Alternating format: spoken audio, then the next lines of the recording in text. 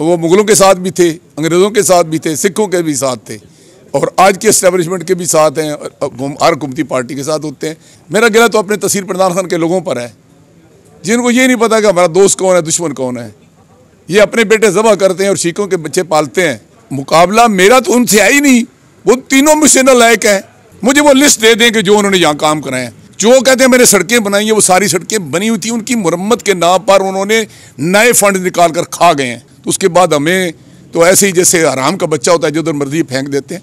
और लुत्फ की बात यह है कि वो जो लोग यहाँ इक़्तिदार में रहे हैं वो बड़े खुश हो रहे हैं कि पसमानदा इलाका हमारे साथ मिल गया है, उनको हम आके वहाँ के दिखा के पुलिस का नाम लेकर हम डरा के वोट ले लेंगे। महमूद मिर्ज़ा जेलमी साहब के आपने किस हल्के से डॉक्यूमेंट्स जमा करवाए हैं? जी अल्हम्दुलिल्लाह ने 61 जेलम पिंडदान खान से। तो आप किसी जमात के टिकट पे इलेक्शन लड़ेंगे या आज़ाद ऐसी? यार आज तो आज़ादी हैं, फिर देखेंगे क्या होगा। तो आप आने वाले जो इलेक्शन है 8 फरवरी, वो क्या देखते हैं कि कैसे इलेक्शन हो रहे हैं? मुझे वो जनरल साहब की बात पे ज़्यादा एतमाद है बाकी खबरों से कि वो कह रहे हैं कि इलेक्शन थोड़े से आगे जा सकते हैं। तो थोड़े जब आगे जाएंगे तो फिर ज़्यादा भी जा सकते हैं। तो मिर्ज़ा साहब आप क्योंकि इस इलाके के रहने वाले हैं, बहुत सी महरूमियाँ हैं, तो जो लोग पहले तकरीबन 80 साल से इक़्तिदार में रहे हैं, तो क्या वजह वो इस इलाके की महरूमियाँ दूर क्यों नहीं कर सकते? एक तो मैं आपसे अर्ज़ करूँ कि ये आप दुरुस्ती कर लें कि 80 साल से नहीं, ये जंग पलासी के बाद आज तक वही ख़ानदान ये हम पर मुसल्लत है। वो मुगलों के साथ भी थे, अंग्रेज़ों के साथ भी थे, सिखों के भी साथ थे और आज के इस्टेब्लिशमेंट के भी साथ हैं, हर हुकूमती पार्टी के साथ होते हैं। वो उन पर हमारा कोई गिला नहीं है। मेरा गिला तो अपने तहसील प्रधान खान के लोगों पर है, जिनको ये नहीं पता कि हमारा दोस्त कौन है, दुश्मन कौन है। ये अपने बेटे ज़बह करते हैं और शीखों के बच्चे पालते हैं, तो फिर उसका हशरी होते जो पिंडदान खान का हाल देख रहे हैं कि तन हम दाग दाग शुद्ध पंपा कुजा ने हम कि पूरा जिस्म ज़ख्मी है, भाई कहाँ रखूँ। आप अंदाज़ा लगाएं कि दुनिया कहाँ पहुँच गई और आप जेलम से पिंडदान खान तशरीफ़ लाएँ। मैं आपका शुक्रगुजार हूँ कि आपने हिम्मत की है। ये कोई आपको नज़र आता है कि ये किसी महज़ब किसी सिविलाइज्ड एरिया है? ये तो पता लगता है कि अफ्रीका के आप शहरों में रह रहे हैं। यहाँ पर सुबह का मैं चलूँ यहाँ पर पहुँचा हूँ तो इस वक्त आप देख रहे हैं टाइम क्या हुआ है।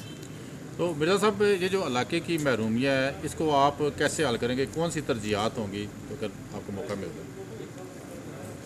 मुझे तो अगर ये मौका मिलता, मैं तो 1962 से ये मौका तलाश कर रहा हूँ, तो दुनिया देखती, जिसका सबूत ये है कि मैं 3 दफ़ा मेंबर ज़िला काउंसिल रहा हूँ।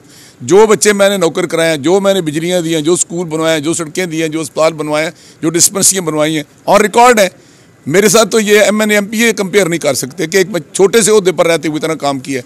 तो मैं तो अब जो हमारी बीमारी का इलाज ऑपरेशन है, अब ये छोटी मोटी दवाई से ठीक नहीं हो रहा पिंडदान खान। अब इसका एक ही इलाज है, किसी को अच्छी लगे बात या ना लगे, कोई इसको माने ना माने। मैं तो अगर असम्बली में पहुंचा तो मैं तो टकरा जाऊंगा सारी कुव्वतों के साथ। ज़िला पिंडदान खान के अलावा इसका कोई हल नहीं है। मिर्ज़ा साहब पिंड दादर खान में 3 ग्रुप जो है वो नज़र आते हैं। एक मुस्लिम लीग नून के नवाबज़दा मतलूब मेहदी और एक अपनी धरती अपना राज और अब पाकिस्तान पीपल्स पार्टी के उम्मीदवार भी हैं। तो आप अपना मुकाबला किन के साथ समझते हैं? देखिए जी, मुकाबला मेरा तो उनसे है ही नहीं, वो तीनों मुझसे नालायक हैं। मैं उनसे ज़्यादा काबिल आदमी हूँ, मैं ज़्यादा खिदमत गुजार हूँ, मैं ज़्यादा इनके मसैल को समझता हूँ। वोटों का फैसला तो अवाम ने करना है ना, ये तो अवाम फैसला करेंगे कि वो किसको सिलेक्ट करते हैं।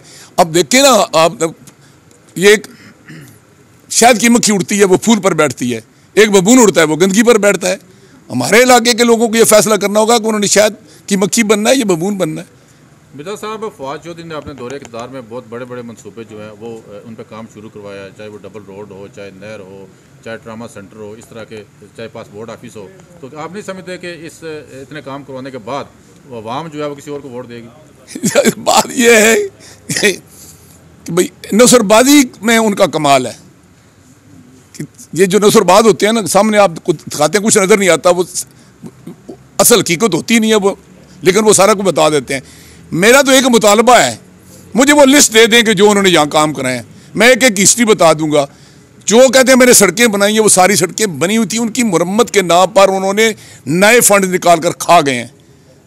और ये जो डबल रोड है, इसकी बुनियादी तौर पर मनसूबाबंदी गलत की है उन्होंने, और फिर इसको जल्दबाजी में इसकी खुदाई करने की क्या ज़रूरत थी? ये उनका क्रेडिट बनता था अगर वो इसको, मैं चूँकि वो बदनीयत थे, इसीलिए अल्लाह ने उनको ये सज़ा दी है कि ये तो ये हमें तो सज़ा है ही है कि ये मनसूबा मुकम्मल नहीं हुआ।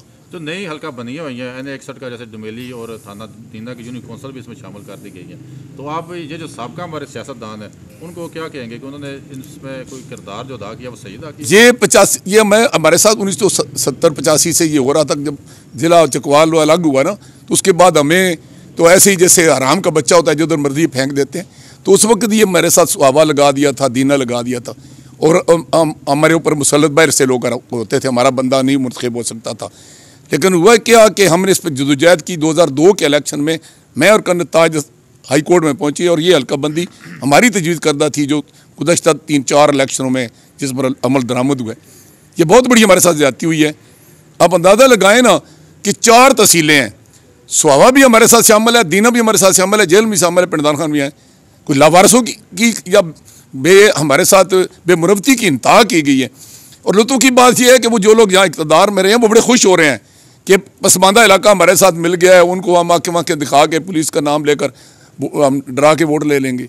मिर्ज़ा साहब, आप को पैनल बनाएंगे या सिर्फ अकेले ही N61 में इलेक्शन लड़ेंगे? ये जिस दिन कागजात नामजदगी मुकम्मल तौर पर जांच पड़ताल होने के बाद लोगों ने दरखास्तें वापस ले ली, सारे लोग जो फील्ड में पहलवान रह गए ना, उस वक्त मैं बताऊँगा कि मैं इनके साथ क्रिकेट खेलूँगा, हॉकी खेलूँगा, कबड्डी खेलूँगा या कुश्ती लड़ूँगा।